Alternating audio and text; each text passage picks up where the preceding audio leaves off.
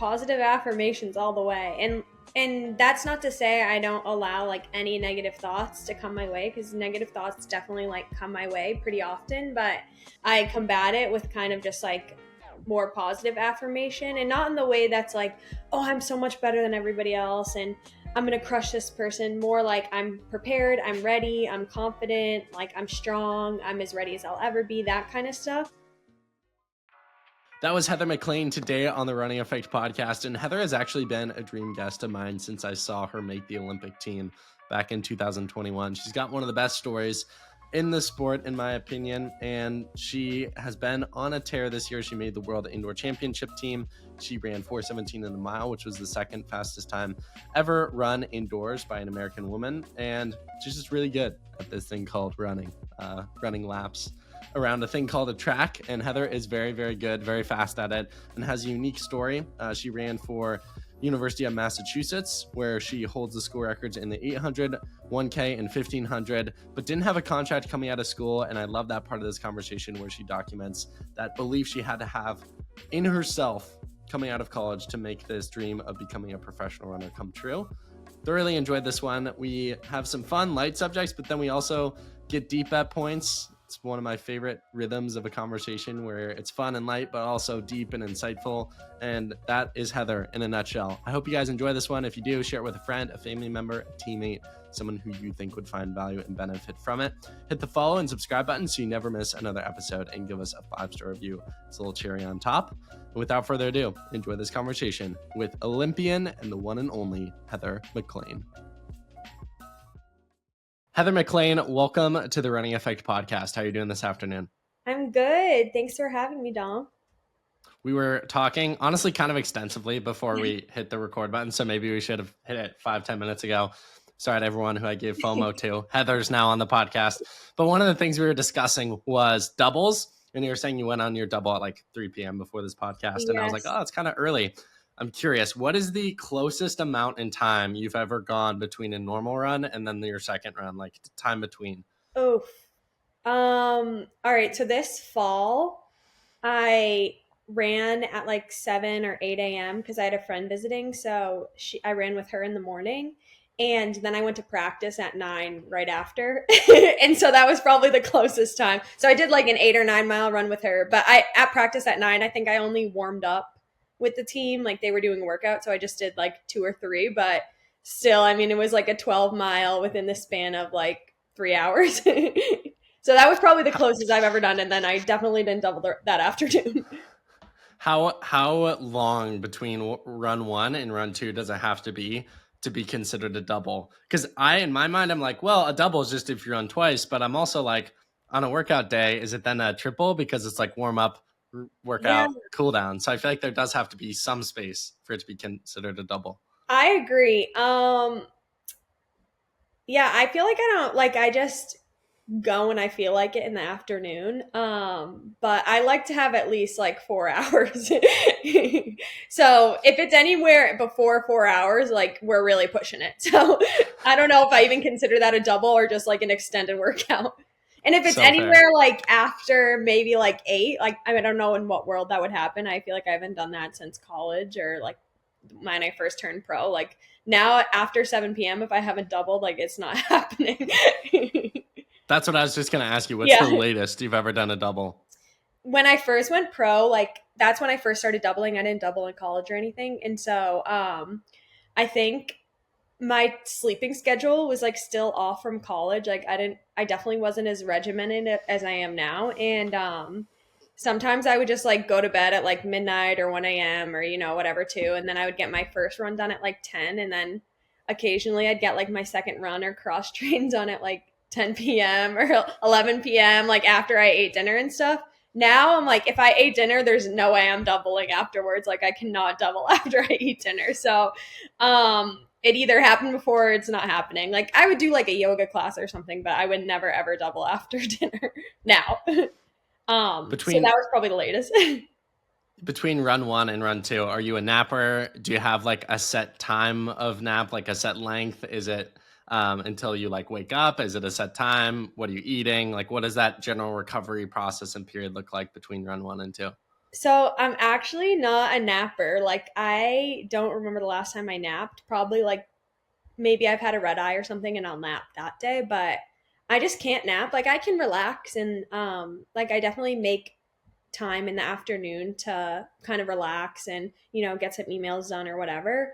But, when I'm at home, it's actually hard because I feel like I don't rest as much as I should because I always feel like I need to be doing something like taking out the dog or like doing stuff around the house or organizing or whatever. So, like today, I ran a ton of errands like in between run one and run two, which I was actually so proud of because I got so much done like today. But, yeah, I definitely need to prioritize resting more. Like I call it a good day when I've like gone into the boots, like the recovery boots in between run one and run two, and watched like an episode or two of like Gilmore Girls or The Office or whatever. But yeah, typically I'm like up and about, moving around, trying to organize stuff. Yeah, I don't like sitting still, so. I'm definitely not unique in this take, but The Office may be the greatest TV show ever created. What are Heather MacLean's like Office hot takes or takes on the show overall? Ooh, love The Office, obviously, as well. Hot take. I mean, I don't know if this is a hot take. I think everybody felt this way. Like, I hated the last season where, like, Jim and Pam were like, I know it's realistic to expect, like, couples to have trials and tribulations, but I didn't like how the last season, that's how, like, the show was kind of ending, was that Jim and Pam were, like, in all of these fights and, like, on the verge of divorce and all this stuff. So, I don't know if that's a hot take, but it just made me really sad. So I did not like that. But other than that, like I have no complaints with the show. I absolutely loved that show, and I don't think it could ever be redone in this day and age. Just because, like, obviously, I watched back some of the episodes. I'm like, that was pretty problematic, but in like an unproblematic way, if that makes sense. Um, at the time, so yeah, now I don't think it could ever be redone, but it's kind of like a timeless show. It's something you can always know you can put on in the background and it make you laugh and, keep you entertained and stuff. Right. Oh, The Office. Anytime I watch it, I'm like, this would get canceled in Yes. 2 seconds if this Yeah, came out in absolutely. 2025. Like, no doubt. My hot take, or maybe this isn't I get hate from people on this, and then other people understand. When Michael left the show, I basically stopped watching, and then I watched like the final 3 episodes. I And was I gonna don't say feel that like I was missed out on anything. yeah, no, And that some was people definitely push another back, but I'm just like, bad part. Michael's the reason I watched this show. Yeah. Like, I don't Exactly. know why they took him I out. love Steve Carell, like, and everything he's in, I love him. So, but yeah, that was also a hard moment when he left the show. I just didn't like everybody who they brought in afterwards. I just didn't think like it didn't captivate me as much as Michael did. Mm-hmm. Okay, favorite guest, least favorite, or guest, that's not the right word. Favorite character, least favorite character. Ooh, I feel like favorite character, I have to say Michael, obviously. Okay. Least favorite? Ooh, that's a hard question. Um, maybe Andy. Interesting. Yeah, I don't know. I don't really have a least favorite, but oh, I guess I would when Saber took over, whoever was the CEO of Saber, I didn't like him. Yeah. I forgot his name, but yeah, him, I didn't like him, I guess.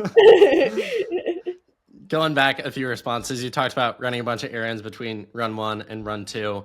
How mindful and aware are you? Because obviously, I feel like, at least for me, when I'm running around and doing different things, it's so mentally draining. And then I'll go into my run and just be like cooked mentally and emotionally. Do you Mhm. ever have to be like aware to keep yourself in check to like not do too much or not overbook yourself, or even something like a podcast, even if we're like chill and having a free flowing conversation and I'm not asking you your deepest, darkest secret, like it's still emotionally draining, and you have to be mindful of Definitely. that. Yeah, I mean, mental willpower is like a real thing. I feel like I'm more attuned to that during like a race week or when I'm like coming up on a big race, just because, like I said, you can very much run out of willpower. And I forgot, I think there was a running book, like a running psychology book that was about willpower and how you can like only exhaust so much willpower in the day. And I definitely am guilty of like almost sabotaging myself by like exhausting too much willpower early on just because I feel like all these things need to get done. So as I've gotten older, I've become a lot more in tune with that and made sure that I'm prioritizing like taking time for myself and relaxing. As I mentioned, I have trouble relaxing, so I always just feel like something needs to be done or get done or whatever. And so I feel like now that I've gotten older, mindfulness is definitely like a big part of my day. Like I like to wake up, I have a gratitude journal I write in every morning and every night, and I like to take a few minutes of each day to just like, even if it means sitting in my car and like closing my eyes for 5 minutes after a run, or like on my doubles, usually I'll finish my double a little bit early if I'm running outside and take 5 minutes to just like walk it in. That helps me a lot too, just to stay present and like stay in tune with what I'm doing, especially if I've been running around all day. Like there's definitely days where I'm going from like workout to lift to double to going home to like making dinner, and it can just be a lot. And so it's important to definitely take that time for yourself. And for me, that means just like setting a timer on my phone for 2 or 3 minutes, like closing my eyes and just breathing, or writing in my journal at night, and making sure I like stay consistent with that even when I don't want to. Like I definitely struggle with it the most after races, because I'm like, okay, the race is done, my mind's all jumbled, like getting back into the routine is kind of hard for me, but I have to force it sometimes just so that I know I'm taking time to like do those things for myself. Love it. Follow-up question. What do you think about during those moments of like meditation or mindfulness or just walking back from a run and you don't have any stimulation? Because it's honestly, I'm very self-aware. And through that self-awareness, I've been terrified the extent to which I'm not with my thoughts that often. Mm-hmm. And even I used to run more than I currently have been recently. And even runs now, I feel like I bring my phone to listen to music or listen to a podcast or whatever it might be. And I recently got a subscription to like a contrast therapy place. So it's like sauna, cold plunge. And I'll really intentionally like not check my phone at all during those 60 minutes. And I feel like it's like some of the only time during the week that I'm like just with my thoughts. Mm-hmm. And I feel like my mind and maybe this is just unique to me, but I feel like my mind goes to like some pretty like deep, thoughtful conversations between myself or thoughts. And I'm like, I need this more. And I'm shocked that I can't remember the last time I was bored. And I feel like a lot of my best ideas and how I became creative was when I was a kid, when I was like forced to be bored because my parents were like, no, you're not watching TV. Like go outside, go play, go be bored. But now as an adult, and now that we have phones and devices and the whole 9 yards, like we have the choice to never be bored. So a long way of asking you, like, what do you think about during those moments of just you and your thoughts? No, I mean, I completely agree, Dom. Like, I'm the same way. I hate being alone with my own thoughts sometimes. And that's why I say I try to take moments for myself where I have to be, because, with everything we have in this world, that's a distraction from what's, going on inside our heads. It's important to take time to like really delve deep into like what's going on sometimes. And especially when I'm really stressed, or after like a bad race or after a bad workout, like that is more important than any other time to do that. And yeah, I'm the same exact way. I'm like typically just having conversations with myself, or like replaying a conversation with somebody else that I had, and um kind of like just going through the motions with it and feeling the feelings that I need to feel if I'm really upset about something, and like saying that it's okay to feel upset. And sometimes it's just talking to yourself in your head that like really helps, I think, helps you work through things and helps you see things a little bit more clearly. And yeah, it's important more people do that. And like I would like to think of myself as a self-aware person too. I've worked really hard to try to become very aware of like how I'm approaching life and how I'm being seen by others and how I want others to see me. So I think it's that starts internally, and just making sure I take that time to, be with the thoughts. It's actually like sometimes when I say I like walking in at the end of my doubles, I'll just turn off my music and or like my podcast or whatever I'm listening to, and just like walk it in that way. And usually when I'm meditating or something, I like to do headspace, like the headspace meditations, mindful meditations, but I'll take a few minutes afterwards with nothing, just to like, be with my thoughts that way as well. How do you think someone can bridge the gap between self-awareness and action/change? Because I think even for me, not that this is like a therapy call with Dominic and I Heather, know. I'm like, but where are we going with this? but like for me, a lot of times I'm self-aware about something, or like you can Mhm. be better at X, Y, Z, or even in running, like when I have a bad workout, it's like, oh, you can be better, you can do better, you can do Mhm. X, Y, Z. But I think a lot of times it's just exclusive to that like 10-minute moment, and then you forget about it and you move on. Mhm. And you were self-aware, but you didn't actually change or take action to change. So how do you think people can, even those who are self-aware, take that self-awareness and actually take thoughtful action to change? Oof. Yeah, that's a great question. I wish I had the answer to it. For me personally, it's just with having more intention with things and like letting myself reminding myself that there's intention behind things. So, for instance, something that I became pretty self-aware of a few years ago was that I will, like I was mentioning earlier, try to like sabotage my willpower and try to get all the stuff done that stresses me out, like before a race or before a big workout, and then that will impact the race or the workout. So now I make it an intentional point to relax and do things that I enjoy between like before races and workouts, so that I'm going into the race or the workout with the intention that like I'm relaxed and I'm excited to be there and I deserve to be there and that I'm excited about it and like happy to race or whatever.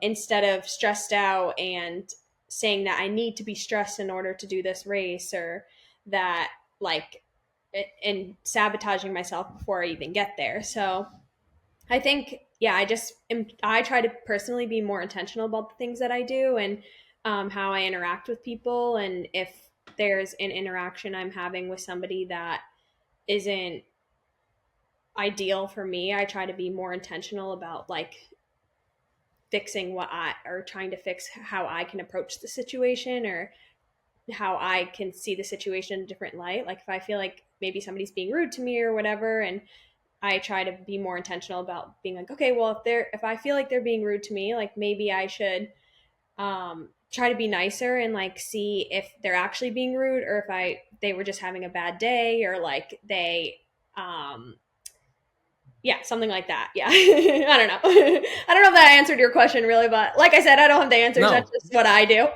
no, total. I mean, there's no such thing as a quote unquote right answer. This is Yeah. not a quiz. It's getting deeper understanding of who you are as a person. So I appreciate the insight there. I'm curious to ask you about, just in terms of like thoughts and thought processes, what are you doing on a daily basis or within your runs or within your workouts to influence or try to influence your thoughts within a race? Because there's the physical side of training, but also there's the mental side of like, Mhm. if you have really negative thoughts 2 minutes into a 15 versus really positive thoughts 2 minutes into a 15, the result could be drastically different. So are there any Absolutely. practices or things you're doing throughout your daily life, both within your runs, without your or outside of your runs, that you feel like have positively influenced your thoughts within meaningful, important races? Yeah, I just positive affirmations all the way. And that's not to say I don't allow like any negative thoughts to come my way, because negative thoughts definitely like come my way pretty often, but um I combat it with kind of just like more positive affirmation, and not in the way that's like, oh, I'm so much better than everybody else and I'm going to crush this person. More like I'm prepared, I'm ready, I'm confident, like I'm strong, I'm as ready as I'll ever be, that kind of stuff. And um yeah, sometimes like I'll even be talking to myself a little bit before races. So I'll like look back at a video and I'm like, oh, I literally was like walking to the start line, reminding myself like I'm so brave, like I'm ready to go, that kind of thing. And I try to repeat that in my head like as I'm running as well, because or racing, just because like sometimes I like to be a lot like really present during races. Like some people I think like to like focus on something else or be distracted, but I'm usually, if I'm having a good race, it's like when I'm being the most present and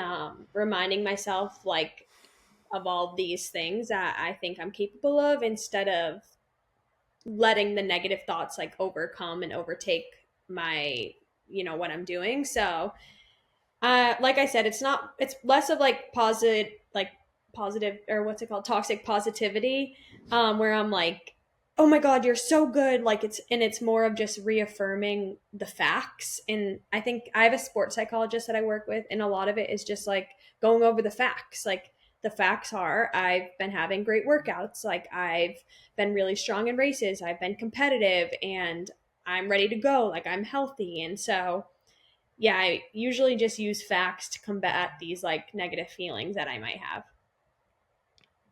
I love the thought that confidence comes from like the thing you built, and like even Mhm. all these different emotions. Like we're so smart and we know our own BS as human beings when we try to say stuff. So if you're not a brave person, it doesn't matter how many times you say to yourself in the mirror, I'm brave. There'll be Mhm. that part in the back of your head that's like, oh, you haven't done anything to indicate that you're brave. And I think that's what the training is for, right? Mhm. Where you make a hard decision within a workout, and that illustrates to you that like you are a brave person, or that you can like overcome pain or whatever it might be, or you That's had a the rough fact. morning. Yeah. Yeah, exactly. Exactly. Just like you said, how important do you think that is for an athlete to, in their training, like build up these affirmations that they are who they say they are? Because I Yeah. think, again, I think a lot of people in today's culture are like, yeah, go in a mirror and like say all these positive affirmations. And I'm like, I don't think that works if you haven't actually illustrated those behaviors, because you'll just Yeah. call your own BS. Like, so I kind of think of it as like a research paper. That sounds like really lame, but I'm very research oriented. And like when I wrote research papers in college, I would have like your thesis, your hypotheses, and in your hypotheses, you would find all these ways to like prove that it was true, right? And so if, like you were saying, if you're saying, "Oh, I'm so brave," and you're trying to convince yourself you're so brave, why don't you go and break it down? Like, what's making you so brave? Like, for me, if I'm telling myself I'm so brave, I'm going to look at my training journal and I'm going to find all the ways that I think I was brave. Like, oh, I'm really brave because I led the last rep of this like really hard workout, or I closed really hard even though I was feeling like crap that day. And even things that have nothing to do with the sport, like use those as facts. What you've done outside the sport influences the sport just as much as the training and stuff you've done in it. Like it's all part of you and who you are, and it makes you who you are as an athlete. And so like I think the things I've gone through like through life really influence the type of athlete I am now. And so I use that to like remind myself of these things that I'm trying to like prove, you know? And also remember that just because somebody else doesn't think that about you doesn't mean that like the facts aren't true to you. Like that's your reality. And so um I think, yeah, you don't have anything to prove to anybody but yourself. And like in order to prove it to yourself, like look for the facts and focus on facts over feelings. And that, like I said, that's something that I reiterate a lot. And a lot of those facts are like small wins. Like I am a huge small wins person. I always celebrate like my little small wins just because it's important to celebrate them as much as the big ones. And so what are these like small wins? Why are they facts? And how does this fact prove like what you're trying to say, and use that as an affirmation? Like instead of using these like affirmations that don't mean anything to you just because you found them online, like find an affirmation and prove to yourself why it means something to you. Like a lot of the times I'll write it down in my journal, like, oh, I believe this thing about myself, and the reason I believe this is because this and that. And kind of make your own little research article on yourself. You're your own case study. So, yeah, I think it's important for you to remind yourself of those things and for you to, yeah, just like discover new parts of you that you didn't think were true and make yourself believe it. Talk to him, Heather. So good. One of my favorite reframes from the past year is, instead of, there's the saying, prove others wrong, prove Hmm. yourself right. Yes, And I I love love that. that. Like, prove yourself right, that you, yeah, that using words that we've used a bunch in this conversation, that you're brave, Mhm. that you're confident, that you're able to do hard things. Yeah. And I think we live in such a world, specifically with social media, where it is about proving. I mean, I'm sure you can speak to this. If you're as fast as you are, you're going to have haters. You're going to have people who say things Hmm. that just objectively aren't true, or just preying on your downfall. Like, unfortunately, we live Yeah, in a world that always. there's good and evil, and people are rude. And it's like, instead of like, it's just negative energy to be like, oh, I'm going to prove you wrong. Like, are you going to prove them wrong? Probably. You're Heather MacLean. But Yeah, it's more about like proving yourself right, that you are the type of exactly. athlete that you think you can be. And that's a way Yeah. better place to race and train from. yeah, it's me against me at the end of the day. Like, I, yeah, other people's opinions of you are definitely going to hurt. Like, I'm not going to sit here and be like, oh, when I hear something somebody said or whatever, I'm not going to say it doesn't hurt me, but at the same time, like, it's not going to influence what I'm doing. It doesn't change who I am. Like, that's a feeling that they had. It's not fact. So, yeah, I think use your own facts. And I like that saying, prove yourself right, and it doesn't matter to prove others wrong. Like, you never want to be living from a place where you always feel like you have something to prove to somebody, because then that means you don't think you're enough. Mm-hmm. Totally. Totally. I've definitely said this on the podcast before, this quote, but to just like haters or people that you're trying to prove wrong, definitely said this once or twice before, but I think it comes from the actor Christian Bale. And he said, if you have a problem with me, call me. And if you don't have my number, you shouldn't have a problem with me. Yeah, there you go. So good. Like if you don't know me well enough that you don't have that you don't have my number, like you have no Then reason you to have don't a know problem me. with Yeah. me. Yeah. Which is so good. Another saying I really like in regards to everything you're saying is just like execution over emotion. Someone said that to me on an event marketing gig in December, and I was like, Ooh, that's so good, because love people that. get so like emotional and then it influences how they play. We see Yeah. this, I don't know if you follow basketball, but like in March Madness, I think the reason the top seeds a lot of times get upset by the lower seeds is because they're playing from this place of emotion of like, we're Hmm. losing to this 14 seed and we shouldn't be, and then it influences their play rather Yeah. than just like, you focus on the execution regardless Hmm. of how you feel, like knowing that you can show up to the track and do your 6 by mile whether you feel happy or sad or stressed or Hmm. excited. And like execution at the end of the day should always, come before your emotion Prioritize. dictates. Yeah. And Yeah. that's not to say like emotion can't influence your performances, because there's very real times where things aren't going well in your life or Mm-hmm. something's not right, and it very much influences you. But I always like the saying that it's not about how you show up on your best day, but it's about how you show up on your worst day.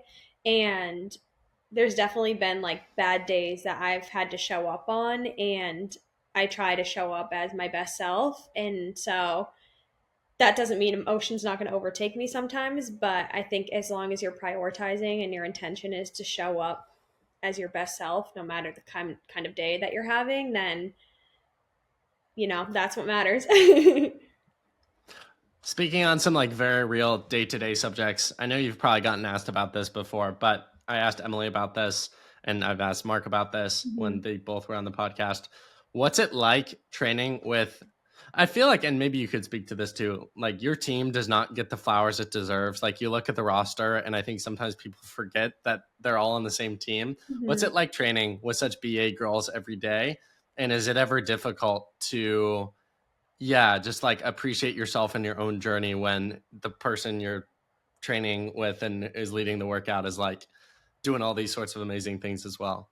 Yeah, I mean, it's inspirational for me, especially like I was kind of a lower level athlete coming out of college, and so for me, like it was always great to have these incredible people to look up to and know that if I'm surrounding myself, you are who you surround yourself with. So if you're surrounding yourself with like amazing athletes, um, there's probably a higher probability of you being able to rise to that level as well, which was always my goal, obviously. So yeah, it's very inspirational for me. And I think on my hard days, like I was mentioning, it helps me push myself a little bit more and not give in to feeling like to being mediocre. Like I wanna, if they're doing a great workout and I want to be part of that workout, it pushes me to work harder. But that's not to say like there aren't negatives to that as well. I'm like, there's been times where I've been coming back from injury, and it's been great to watch my teammates do amazing things, but then I'm on the sidelines, like feeling all I can think about is how I want to be back there doing those things with them as well. Um, and it definitely gives me a place to strive for. So, for instance, like I was really hurt going into last year, and so my whole goal the whole time I was coming back was like, oh, I want to get back to working out with Emily and Ellie. I want to get back to working out with Emily and Ellie because I feel like I'll be in a good place when I'm back to working out with them. Because I know what incredible workouts they're doing, and like I just know what they're capable of, and I'm so excited for them. But like I also want to be getting back to like being able to work out with them because that will make me excited as well. So I think, yeah, there's pros and cons of it. Like you're seeing these athletes do incredible things every single day, and you're rooting for them, and they're your friends as well. So that's what makes it so exciting too. But at the same time, like sometimes it's not more, it's less pressure on an individual and more like, okay, this is the bar is raised and you want to raise to it, but sometimes that you can put too much pressure on yourself to raise to that bar. And like we were talking about earlier, everybody's an individual, and like I'm my own individual person and I have my own individual strengths. And part of the things I've had to overcome is like part of my story, and it's, you know, maybe I haven't gotten to do as many things that I've wanted to because of that, but I think it also has like added to who I am as an athlete, and maybe it's going to help somebody in some other way. And yeah, that's just like part of my story. But yeah, I think, sorry, this I'm kind of getting off track here, but You're good. Keep yeah, going. like Keep I was going. saying, it's very inspirational to be like surrounded by such incredible people every day, and it has made me a stronger athlete. Like I think I always say to people, like I kind of like getting my butt kicked in workouts and stuff because like it forces me to like kind of raise to the level and not accept like if I'm, doing a tempo and I'm going easier than I would if I was with them, then I like think to myself like, oh, okay, like on a tempo where I'm with other people who are a lot better at tempo is like this is going to be really really hard, but at the same time like it's going to make me appreciate the hard things and understand like okay, this is not a strength of mine. Like a tempo is usually not a strength of mine, but if I can push myself during this, like imagine what I can do during a race. And so yeah, I think it's great. Like it just causes you to level up. And my team is so good and they've been like leveled up over the years, and it's so exciting watching what everybody's doing. So it's been fun to try to level up as well. What do you think it is about Mark, Coach Kugan, that like allows him to find such good talent? Because you look at yourself in college, and obviously you were remarkable, specifically within the system you were in. Like you hold the school record in the 800, 1K, and 1500. So like the best ever in that program. But UMass definitely not like a U of O or an NAU or a Colorado where like you see most professional runners come out of. And then even like someone like Emily, I'm going to butcher whether it was South Dakota or North Dakota. One of those two states she went to college there. And again, was really good, Yeah. there, but nothing, again, not these like big name schools. And I feel like he Mhm. took a chance on you. New Balance took a chance on you. And now just you two are like two of the greatest runners in the country and debatably the world at the moment. So what Mhm. do you feel like is his like gene there that can just tell talent? Yeah, I wish I knew because, yeah, he does really have a knack for it. And like, I'm always grateful every day that he took a chance on me, and that A, he took a chance on me, and B, like, I went with the chance. Because when I was coming out of school, like it was, go the professional running route and just see where it takes me. But like I wasn't currently on a contract, like coming out of college, or work full time. And when he reached out to me and like that was became an opportunity, like maybe go this way and you can earn a contract. Um, just his belief and like him betting on me that I could be really good was enough for me to commit to that. And, look where I am now, obviously, and with him 6 years later. And so, yeah, I'm grateful every day. And like, obviously, New Balance took a chance on me as well. And I'm just so grateful to be a part of like that family. And I think, yeah, he's got a special gift for seeing like diamonds in the rough because I didn't even see that in myself. And so sometimes all you need is like a few people to tell you what they think you're capable of. And it was really all I needed to be able to commit to this. And like now it's taken me places I never thought I would go. And it's helped me reach new heights, like personally, professionally, athletically, even mentally, that I didn't even think I was capable of. And so, yeah, I'm super grateful for it. And I think, yeah, he has a real gift for for finding needles in the haystack. Um, but I think what he sees maybe in us, I mean, he's all about personality. He always talks about like he just wants to make sure it's a right fit. And when I remember when I came to like visit the team, like I just loved that it was kind of like a friendly group atmosphere. I went on a run with the girls and everyone was chatting like about non-running stuff, which I really appreciated too. Like nothing was too intense, and Mark's like not an intense guy, and he's also the type of guy who, like, we're adults. He's not going to force us to do anything that we don't want to, and we make our own choices. Like I think he's finding people that want to be here, and they aren't just like really good athletes and don't work hard. Like we all work really hard and really want to be here, and obviously stuff happens, like injury happens and sickness happens, whatever, but at the end of the day he knows like we're all intrinsically motivated to be here. And I think he seeks that out in people and knows that like these are people who want to be good even if they haven't quite shown what they're capable of yet. Like he sees these little sparks in people, and then like I don't know, he he's able to just pick them out. And like yeah, it's he's had a great success rate with that.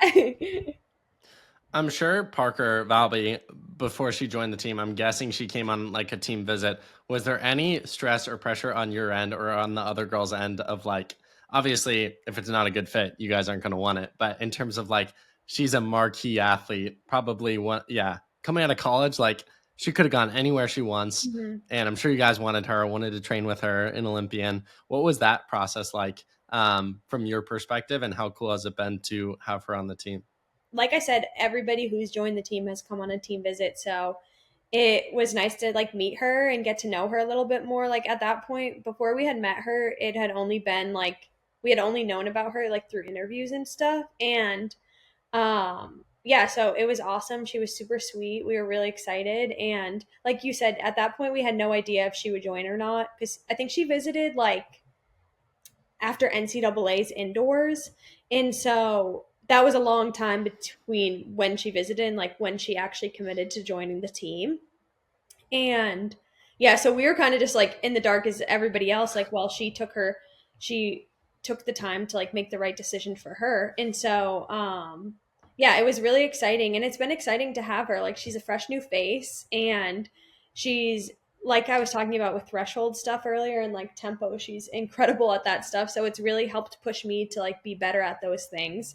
Um, and like I think as you were saying, like it's she was a different type of athlete coming onto the team than the previous athletes who had like come onto the team, but it offers new perspective in its own way. And like helped us offer a lot, like she's helped offer a lot more perspective to our team as well. And like her joining the team is like super good for the whole team. And so yeah, it's been great. It's been a pleasure to have her just like as a part of the team. She's fun energy, and she's super sweet. So yeah.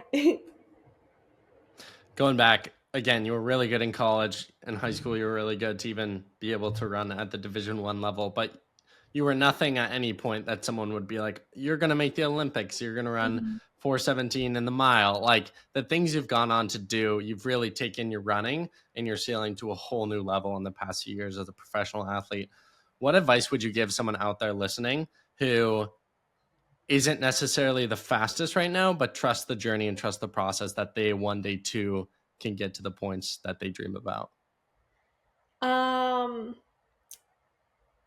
Ooh, that's a good question. I would say all you need is belief in yourself, and don't discredit yourself and what you think you're capable of.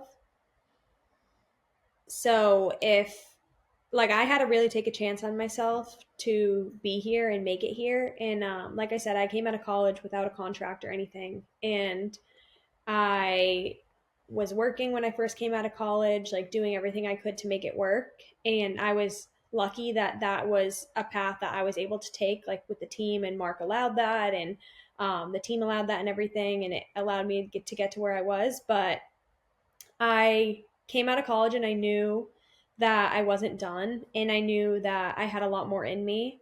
And I wanted to pursue that. Like I had a lot of trials and tribulations in college. I got sick a lot, I got injured, and I missed a lot of seasons, and I just could never really make it through like a healthy season. I knew that if I was healthy, like there was probably no bounds to what I could do. And so I think I just knew that about myself, and a lot of people see that in themselves as well, and kind of doubt themselves and don't pursue it. And so I would just say, yeah, like all you need is belief in yourself and explore that, and don't let somebody else decide for you what you should or shouldn't do. And if you think you're capable of so much more, try it out, like see what happens. But and if it doesn't happen, it doesn't happen, but enjoy the process along the way. Like I didn't necessarily like go into this saying like, oh, I'm gonna be an Olympian, like I went into this saying like I want to be the best athlete I could be, and that ended up being an Olympian. So good. And probably if you went into this with the intention of being an Olympian, you would have given up a while ago, a Yeah, long time ago, exactly. because you're And in I it for wouldn't the right like reasons. be enjoying the process either, and celebrating the small things about the sport. Totally. Totally. You've accomplished a lot in your career, but 2025, new year, new season, new you, maybe not, maybe same old you. That's amazing too. Where's your heart? Where's your mind going into the 2025 outdoor track season? Um, Honestly, my heart's happy, like my mind's happy. I feel like I'm in a really good place, like mentally and physically. I'm healthy, which is the first time I've been like healthy for a long stretch of time in a while, which makes me really excited. And I'm just like enjoying life. Like I love what I do. I always have. Like that's always been like the cornerstone of everything that I'm doing is like I love it. I love like running. I love being able to do this. I'm so grateful that I have this opportunity every single day, and I don't want to take it for granted. So, yeah, I think yeah, I'm just excited about the year. I'm excited to see what I can do now that I've like been able to work on all these things. Final serious question for you, Heather, and it can be something new, something you said before, just doubling down on it. What would be the final takeaway message that you want to leave with the audience today? Oh, my final takeaway would be celebrate the small wins and enjoy the journey. If you think you can do something, you definitely can. But make sure you're like, what's that saying? Like stopping to smell the roses along the way. So Yes. yeah, Yep. stop to smell the roses a little bit. On a lighter subject, and we'll wrap up this conversation after this. You got engaged Christmas of this past year, so pretty Yes, recently. Congratulations. thank you. But you did it on Christmas, or I guess your fiance did it on Christmas. Were you expecting that? What was the process like? And combining two holidays in one, what was that like? Oh my gosh. No, I was not expecting it. Obviously we had talked about it before, but I just wasn't expecting it to be on Christmas. Like Troy, my fiance, he's not usually corny like that, so that was I totally caught me off guard. But it was super special, and it honestly worked out perfectly because it was Christmas. Like we were seeing his family, we were seeing my family, so it made it really easy to like tell everybody, and everybody was obviously super excited. And also he it was very um like Hallmark cliche because it was in Christmas, like in our hometown, and it was at like this recreational area in Salem, Mass, where we grew up. That is super near and dear to my heart. It's like very special to me. So I feel like everything happened for a reason, and yeah, it was super special, and I was super happy. I couldn't have thought of like a better way for it to happen. But yeah, I wasn't expecting it, and I was super caught off guard. And I was actually wearing a Santa hat, like walking into the proposal because I thought we were going for a walk. And so I was cold. It was super cold that day, so I was wearing a Santa hat, and I was like freaking out over this Santa hat. Like, you can't. When I realized what was happening, I'm like, you can't propose to me while I'm wearing a Santa hat. So I like Oh ripped the my Santa gosh. hat off, and yeah, it was a whole thing. But yeah, it was really really special. Heather, final question for the question I ask every single guest on every single podcast. If you had Gordon Ramsay coming over to your house for dinner, what would you choose to make for him? Oh, wait, this is a great question. I actually have thought about this because I know you ask this question every single time, but I think I would make him a sourdough loaf, one of my sourdough loaves. Oh, Yeah, and maybe like a little bread bowl moment going on.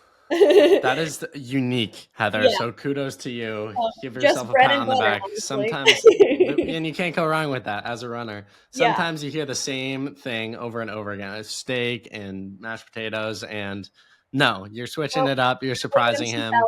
There you sourdough. go. I love it. I love it. Well, Heather, thank you so much for this conversation. I said this to you before we started recording, but have looked up to you in your career for many years now. And I love the like unconventional path and how you bet on yourself and believed in yourself, and even hearing more details about it in this conversation, which I was so grateful you shared, of like didn't have a contract coming out of college, but doubled down. And it almost makes seeing what you've accomplished all the more special, where it's like, she deserves it because she didn't have it easy. And like that year between must have been difficult, but the way that you bet on yourself and kept believing in yourself is like the reason that you have been successful and will continue to be successful. So thank you Thanks. for pulling back the curtain on your career, and so excited to see all the things you'll accomplish in the years to come. Definitely. Thanks for having me. This was fun.